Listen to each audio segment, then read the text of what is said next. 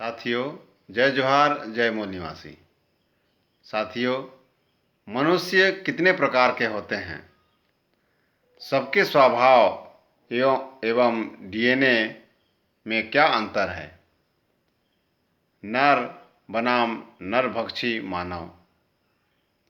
साथियों, हमें अपने पराये दोस्त और दुश्मनों की पहचान करने के लिए मनुष्य के प्रकार, उनके स्वभाव, बनावट एवं डीएनए को जानना जरूरी है। आज जानकारी के अभाव में ही हम मूल निवासी गैरों के गिरोह में फंसते चले जा रहे हैं। पहला है प्रकृति। साथियों, प्रकृति के आधार पर मनुष्य का आकलन करने से पता चलता है कि धरती पर जितने प्रकार के जीव जंतु, जितने प्रकार के जानवर, जितने प्रकार के पशु पक्षी एवं जितने प्रकार के सांप बिच्छू पाए जाते हैं, ठीक मनुष्य भी उतने ही प्रकार के होते हैं।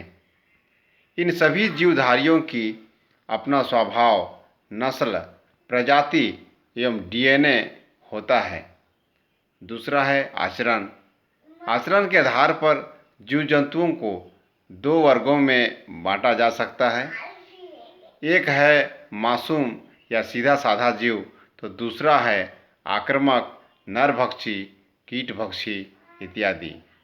ठीक वैसे ही आज मनुष्य को दो भागों में बांट सकते हैं। एक है सीधा साधा मूल निवासी मानव और दूसरा है आक्रमणकारी आर्य, ब्राह्मण या विदेशी मानव। तीसरा वर्ग के आधार पर बाबा साहेब ने सांस्कृतिक पहचान के आधार पर 4 कैटेगरी में बांट के रखा है। अनुसूचित जाति, अनुसूचित जनजाति, पिछड़ा वर्ग एवं सामान्य वर्ग। अंग्रेजी में एसटी, एससी, ओबीसी एवं जनरल। चौथा है कर्म। कर्म के आधार पर मनुष्य दो प्रकार के हैं। एक है शोषक, तो दूसरे हैं शोषित। एक है राजा, तो दूसरे हैं प्रजा। पांचवा क्षेत्र के आधार पर दो तरह के मनुष्य भारत में पाए जाते हैं। पहला है मूल निवासी, दूसरा है बाहरवासी या विदेशी। पांचवा व्यवस्था के आधार पर भारतीय मूल निवासी सामाजिक व्यवस्था पर जी रहे मानव एवं जो कि समानता पर आधारित है। दूसरा है ब्राह्मणी व्यवस्था, विषमता पर आधारित।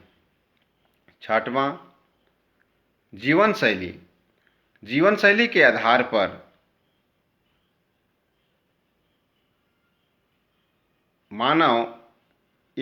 पहला मानव देहाती एवं दूसरा शहरी मानव।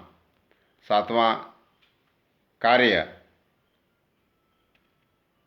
एक वर्ग है मालिक, तो दूसरा मानव है मजदूर। आठवां है कृत्य। एक मानव का कृत्य सही, तो दूसरे का कुकृत्य। अब सवाल यह है कि धरती पर पाए जाने वाले अन्य किसी भी जीव पर इतना भेद नहीं है जितना कि मानव और मानव के बीच अंतर है। मानव को जीव में सर्वश्रेष्ठ एवं बुद्धिजीवी जरूर माना जाता है, किंतु अपने घटिया हरकत से सभी जीवों से नीचा दिखा दिया है। और ये सब कुछ ब्राह्मणवाद के कुचक्र में फंसकर हुआ है। उनकी संस्कृति अपनाकर विदेशी दुश्मनों को दोस्त बनाने का प्रतिफल हमारे सामने है। मनुष्य कई वर्गों, कैटेगरी, कई टुकड़ों, कई भागों, कई प्रजातियों, कई नस्लों, कई कर्मों, कई भेदों, कई विभिन्नताओं का शिकार हो गया है। मानव है या फिर दानव, इंसान है या फिर हैवान, ये समझने की ज़रूरत है। क्योंकि अब इसको जाने समझे बगैर ना ही लोगों को पहचाना जा सकता है और ना ही अपने और पराये में भेद किया जा सकता है।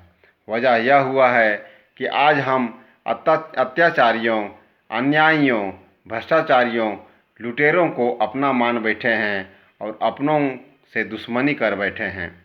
यही तो चाहता है ब्राह्मणवाद कि उन पर कितना ही अन्याय, अत्याचार, लूट, शोषण किया जाए, किंतु कोई प्रतिकार, कोई विरोध अथवा बदले की भावना ना बचे। एक वर्ग दूसरे मानव को इतना डरा दे कि आंख ऊपर उठा ना सके। एक ही स्वाभिमान एवं मानसिकता इतना गिर जाए कि तनिक भी इज्जत, हया, शर्म ना बची हो। यही कारण है कि आज इंसानियत, भाईचारा, मेल प्रेम, सगे संबंधी, रिश्ते नाते सभी चकनाचूर हो गए हैं। इसलिए आज ज़रूरत है कि सभी मानवों के बारे में जानना, उसे परखना, उसे पहचानना, दोस्त और दुश्मन को समझना, उसकी पहचान कराना, अपनी संस्कृति, क्षेत्रवाद, कैटेगरी, नस्ल, डीएनए को अवगत कराना, मनुष्य के प्रकार को प्रमाणित करना,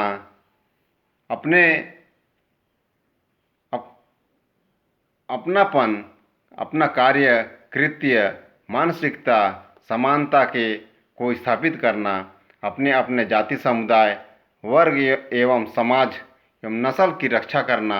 यदि ऐसा नहीं करते हैं तो मूल निवासी मानव का जीवन गंदी नाली के कीड़े की तरह बद से बदतर हो जाएगा और कचरा समझकर सारे लोगों को कचरे के गड्ढे में फेंक दिया जाएगा और कचरे के ऊपर ही सभी मल मूत्र भी विसर्जन किया जाता है, जैसे कि प्रवेश शुक्ला इसका ज्वलंत उदाहरण है। इसलिए अब समय आ गया है, सभी समाज के लोगों को जागना होगा। आज हमारी बारी है तो कल आपकी बारी जरूर आएगी। दुश्मन एक है जिसको टारगेट करना होगा। प्रवेश शुक्ला का कृत्य समस्त मानव जाति के लिए एक कलंक है। सभी मानवों को मूल निवासी के नाम पर एक होना ही होगा। अपने मानव समाज को विदेशी ब्राह्मणों से बचाना होगा। जब अभी ये हाल है तो हिंदू राज के बाद क्या होगा? समान नागरिक संहिता, नया धर्म सांसद, डीलिस्टिंग, एनआरसी, ये सभी हथकंडे हैं। ये सभी समाप्त होगा तब जब हम सभी मूल निवासी इकट्ठा होकर ब्राह्मण राज को कायम होने से सिर्फ रोक नहीं सकेंगे, किंतु उसे सदा के लिए समाप्त करेंगे। मूल निवासी राज को लाना होगा। इसलिए जो भी लोग मूल निवासी रेखा पार कर चुके हैं उन्हें वापस लाना होगा, वापस आना होगा, क्योंकि उधर विनाश की घड़ी तय है। हमारे भारत सरकार को लोकतंत्र को ब्राह्मण तंत्र से आज़ाद करना होगा। ये तभी कर सकेंगे जब खुद को एक आदर्श मानव, आदर्श जीव, आदर्श प्राणी साबित करेंगे। अंत में यही कहना चाहूँगा कि मूल निवासी भारतीय मानवों का दो रास्ता बचा है।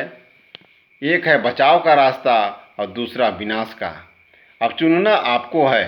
यदि बचाव का रास्ता चाहते हैं तो हमारे साथ आइए, मूल निवासी परिवार में, मूल निवासी जन आंदोलन में शामिल होइए।